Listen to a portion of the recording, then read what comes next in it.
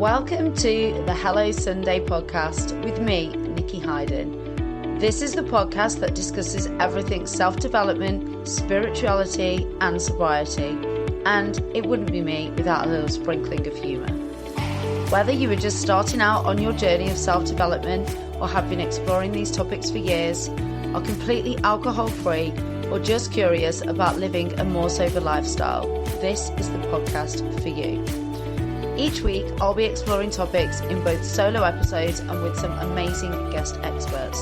So if you like what you hear, then please subscribe, rate and review. So with that said, let's dive into today's episode.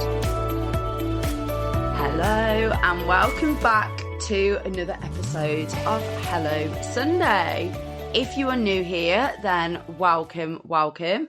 And if you have listened before and you're returning, then welcome back. It is absolutely roasting in the UK this week, or it certainly has been.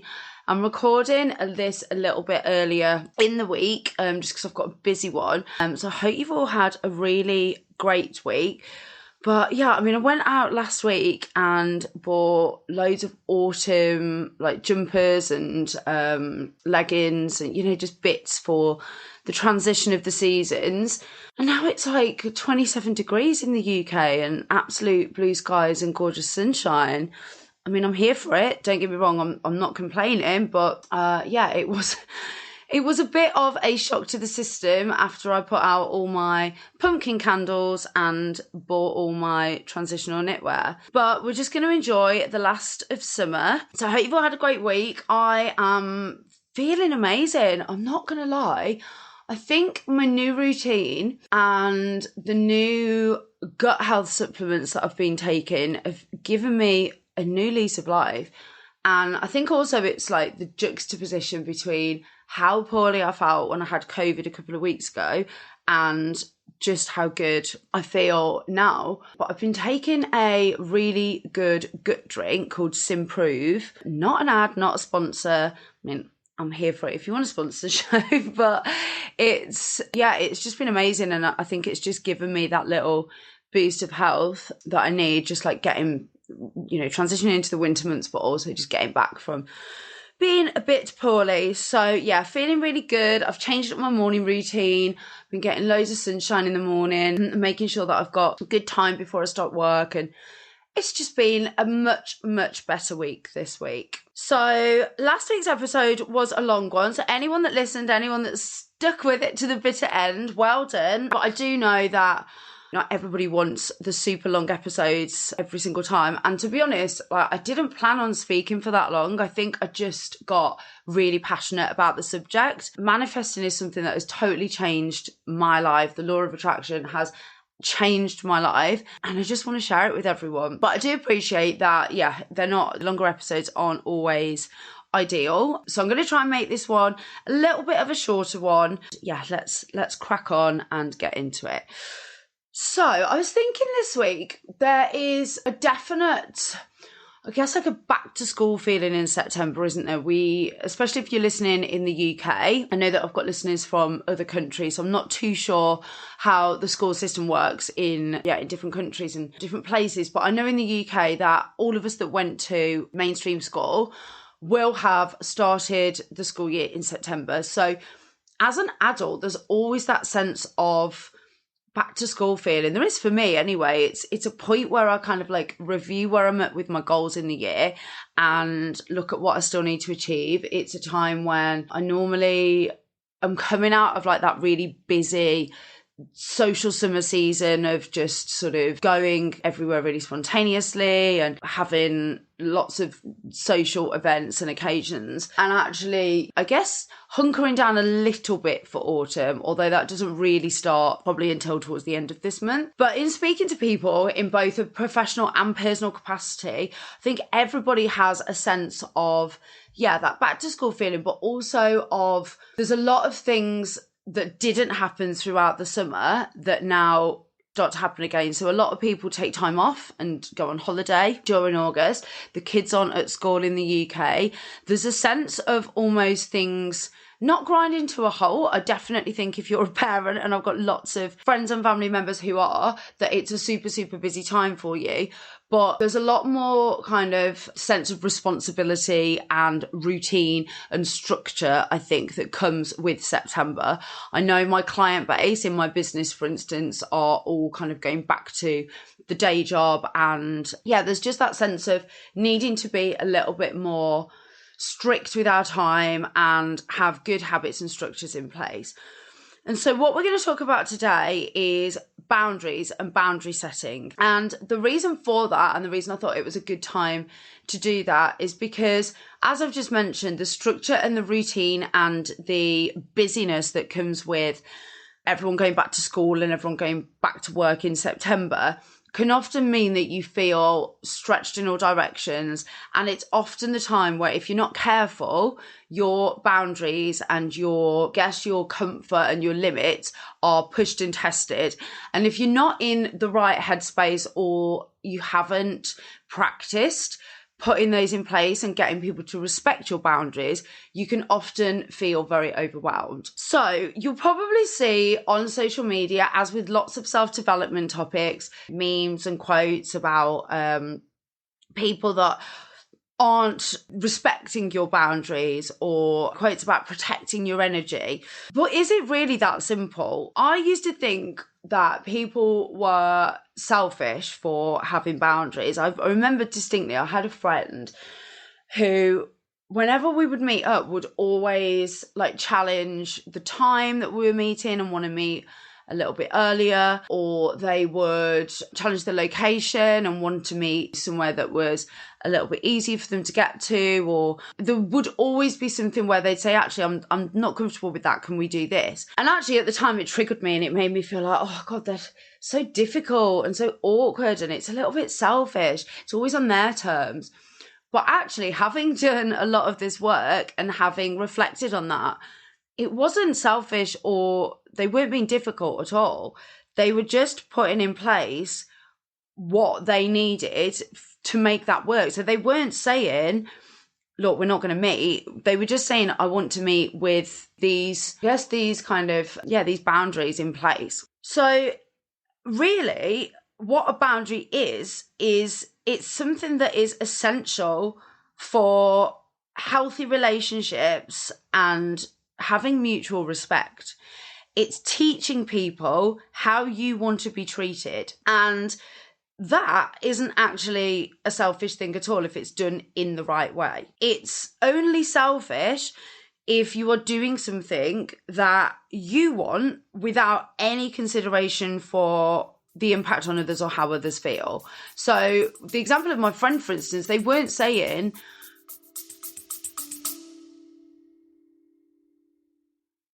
for those of you that are regular listeners to the show, or maybe you know me personally, you won't have been able to get away without hearing me talk about Simprove. Simprove is a scientifically backed, water-based probiotic drink.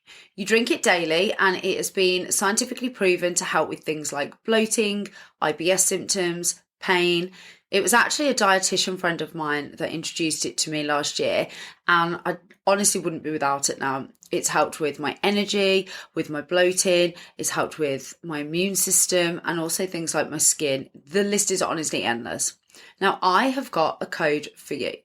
So if you'd like to try Simprove, you can get 50%, that's a massive 50% off your first 3-month subscription by going on to simprove.com and putting in the code Nikki50. That's NIKKI50, or clicking the link in the show notes.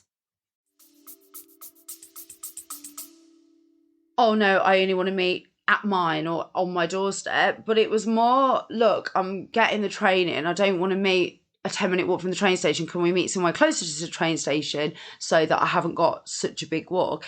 It wasn't them being entirely selfish. They weren't making me do all the work or make all the compromise. So it was just a boundary, something that they wanted to put in place to make sure that the situation worked for them. So yeah, it's only selfish really if you are fuck everyone else and this is what I want to do and what I want to do only. So it could be seen as selfish, but actually done the right way and communicated properly is actually a form of self-care. And for me, I actually think it's one of the most powerful forms of self-care, because you can really easily lead to burnout and resentment in situations and with people if you are constantly having your boundaries pushed, tested, and challenged. So it enables you to prioritize your needs and say no to people where possible. Obviously, we're not talking about shirking responsibilities and going out on as a maverick here,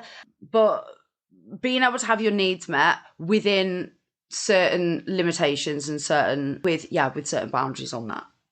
So it's not an excuse never to be available.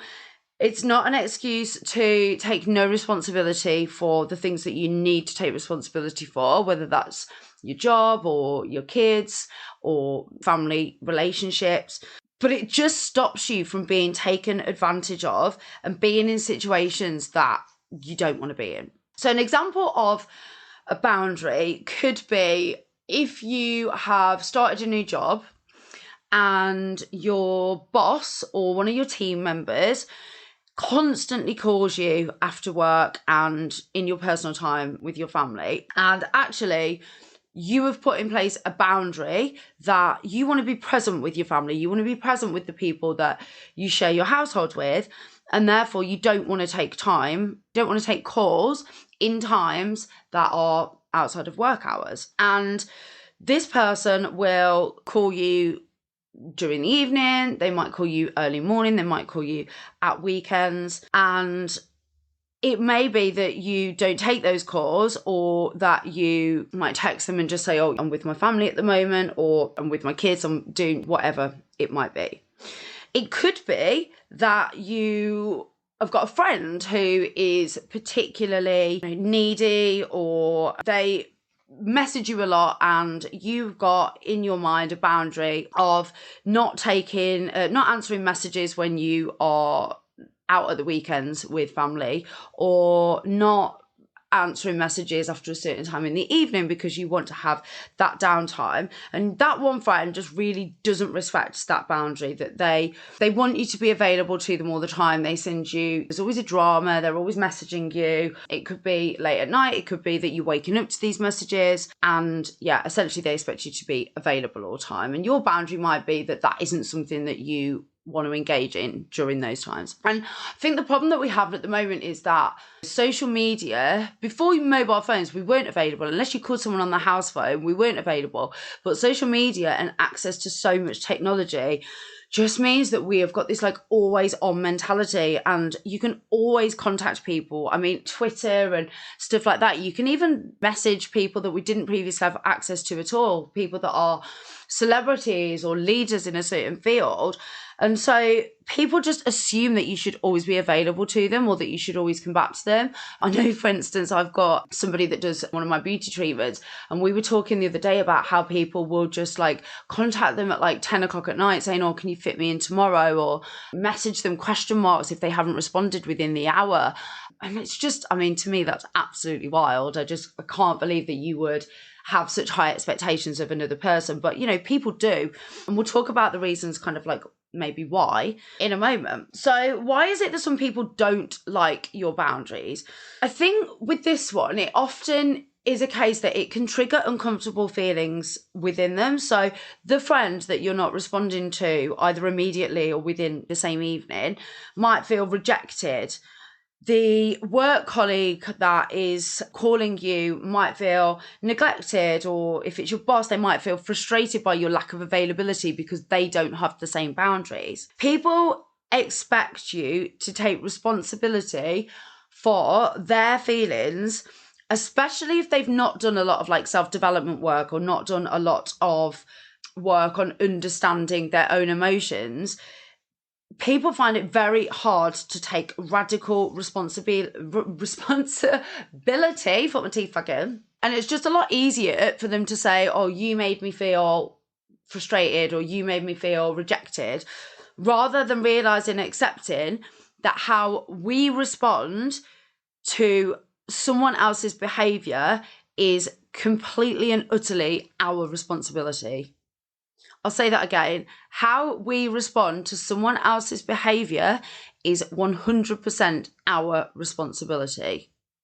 They might have done something that you don't like or that triggers you, but how you respond outwardly is 100% up to you. So, for instance, my friend who would push back on the plans or always suggest other locations or times to me, I used to get frustrated and built up a bit of resentment towards them when in hindsight and in reality, they weren't saying we can't meet up. They were just putting some parameters and some boundaries around what they would and wouldn't be prepared to do for that meeting.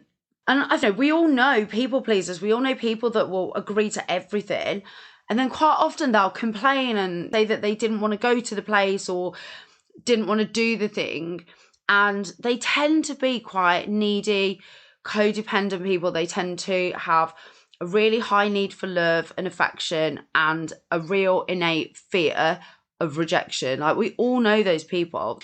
And actually, people that have really clear boundaries in place, they respect themselves. They are not walkovers. And as long as those boundaries are communicated correctly and everybody knows where they stand, that is the key. And this is probably one of the most important points in this whole episode, is it is up to us to communicate our boundaries. It's up to us. So the mistake that most people make is that they don't communicate their boundaries, but then they complain when somebody crosses them. Let me use an example of a partner in a romantic relationship. Let's just give the example of it's your partner and you are pissed off with them because they are constantly liking other people's pictures, whether that be people of the opposite sex or the same sex if it's a same-sex relationship. But you're moaning to a friend about this. You're saying, oh, it's so disrespectful. They keep liking inappropriate pictures. And yeah, I agree. I agree that that is disrespectful. If you have laid down clear expectations and communicated your boundaries. However, if you've not had that conversation with them, they've got no idea how you feel about that behaviour. So to them, it could be completely and utterly meaningless, harmless. Unless you've said, this is something that is a hard boundary for me and it makes me feel disrespected, then we're not mind readers. If you do communicate that and they continue, then yeah, that is disrespectful. But if you haven't, then how are they to know? Because what upsets one person or pisses one person off or might be a boundary for one person isn't for another. Yes, there are certain clear boundaries that I think the majority of people would agree are unspoken and in place. Things like cheating, for instance, in a romantic relationship. But personal boundaries need to be communicated. So a good example of this is I had a friend who used to still does feed their kids like really healthy food. They wanted them to have like a balanced diet. They don't give them treats very often or sugary foods or foods that would be classed as, in inverted commas, naughty. And that's a whole other topic. But when they were going to their grandparents, they were having crisps and chocolate and ice creams. And I guess it's just that thing of, especially the generation that are like my parents' age, the grandparents are meant to be the ones that give them all the naughty food. And my friend was moaning to me saying like, oh God, when they go and see their grandparents, they're coming back saying that they've had they're not eating properly. They've eaten ice cream and this, that and the other. And I said, well, have you told these people, have you spoken to your in-laws and said, look, it's a bit of a difficult subject to talk about because it's a bit sensitive, because I know you're only doing it because, you know, you love them and you want to treat them. But however, we're trying to get them, don't want them to become sugar addicted or to crave sugar, and we're trying to get them to have a balanced diet. And this is our request, this is our boundary. And this is just something that we need you to abide by if you're going to look after them. And yeah, they hadn't communicated that. So the grandparents didn't realise that they were really doing anything, and again, in inverted commas, like wrong. But the minute that they did, yeah, of course, it wasn't an easy discussion. It wasn't a comfortable discussion, but it was one that they needed to have if they wanted people to respect their boundaries. These people didn't know that that was the case. And likewise, I've had an instance where a male friend that was part of our group, who's kind of like loosely connected to our group, had sent me what I would consider a fairly explicit message, despite knowing my husband, despite being, like I say, loosely connected and sort of friendly with him. And so I communicated to him, like, this was not okay. Like, I'm just back off. This isn't something that I'm prepared to put up with. And it happened again. So in the end, I just blocked him because I thought, well, now you are being disrespectful. Like, to me, it was an unwritten boundary that you don't send messages like that to someone's partner, someone's wife. But I hadn't communicated that. Maybe there was other girls that he had done that with that were okay with it, but I wasn't. It happened again. I was like, no, you disrespected me now.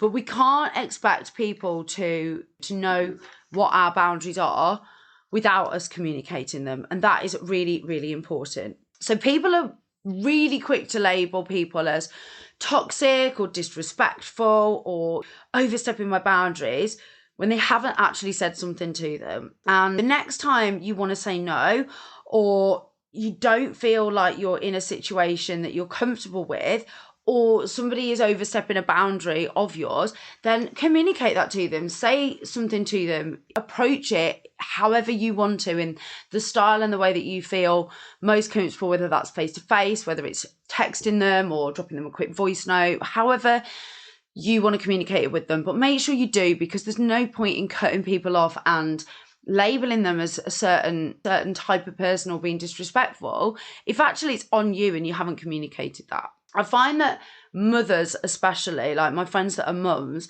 find it really difficult to communicate their boundaries because they're so used to fulfilling the needs of others.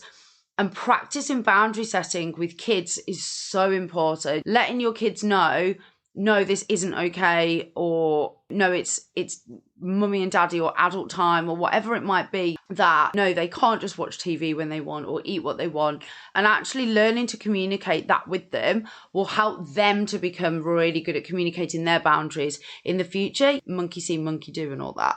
Every single relationship in your life should have clear boundaries, and it's all in the communication style, whether that's with your parents, whether it's with your best friends, romantic relationship, work relationships. A really good example for me more recently is setting up my own business. I knew that communication for me is like an absolute non-negotiable. That goes for every relationship in my life, but especially work. You know, how certain forms of communication, I won't negotiate terms unless it's face-to-face or over a phone call. I'm not doing that over email because it gets too lost. There's certain parameters around timelines for the processes that I engage in with my clients that I'm just not willing to compromise on because it compromises my service. And they know that from the start. I communicate that on the first meeting. And if they break those boundaries or disrespect those boundaries, I will reiterate to them, look, I did mention that this is how I work and this is how you're going to get the best out of me. And if it continues to happen,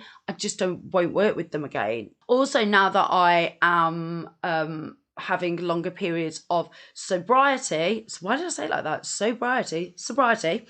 I have been communicating more with people around what I'm comfortable with and what I'm not. So a really good example of that, a few weeks ago, a friend was having a boozy, bottomless brunch for their birthday celebration. And I just said, look, I'm not going to come to that. I'll come and meet you afterwards. And I did. I went and met everyone afterwards. And that to me was like communicating my boundaries, that I didn't want to partake in that part. However, it did mean that I wasn't being selfish because I was still going to meet everyone and still partaking in the day's activities.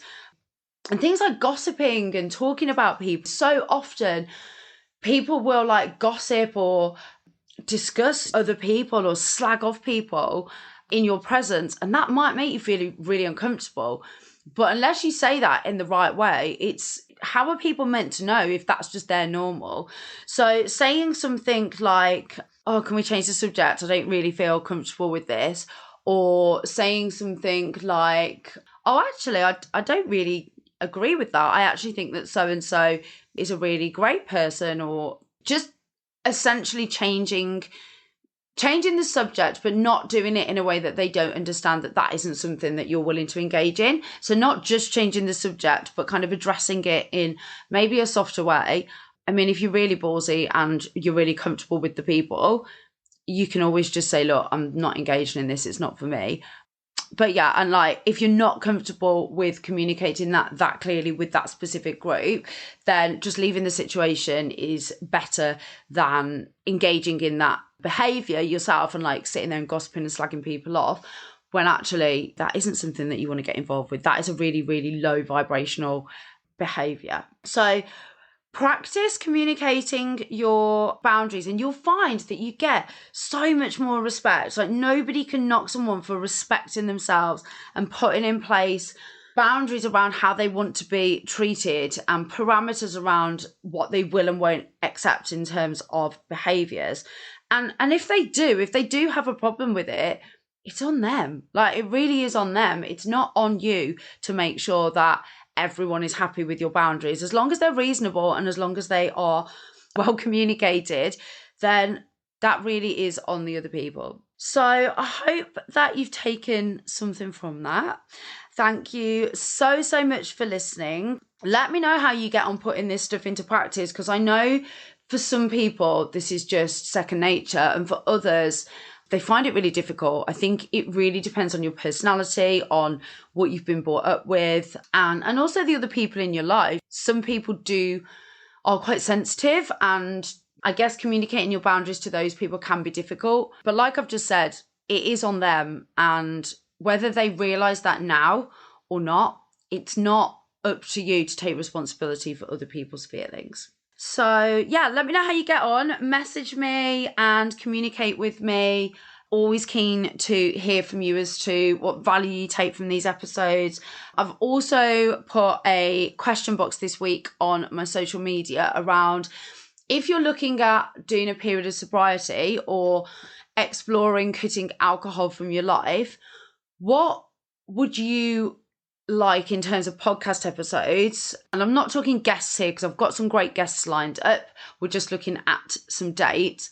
But yeah, from solo episodes and just me, what would you like? What are the topics that you'd like covered? What are things that be useful to you? I can kind of make an educated guess based on what's helped me, but everyone's different and this is your podcast, so I want you to get value from it. So yeah, if you're in that pool of people, or you just want to cut back, or you're thinking of going fully sober, whatever it might be, let me know what future topics would be of interest for you. So have a great week, and I will see you soon for the next episode. Thanks for listening. You can find us on Instagram at HelloSundayPod, or you can email us on hellosundaypod@outlook.com. Have a great week.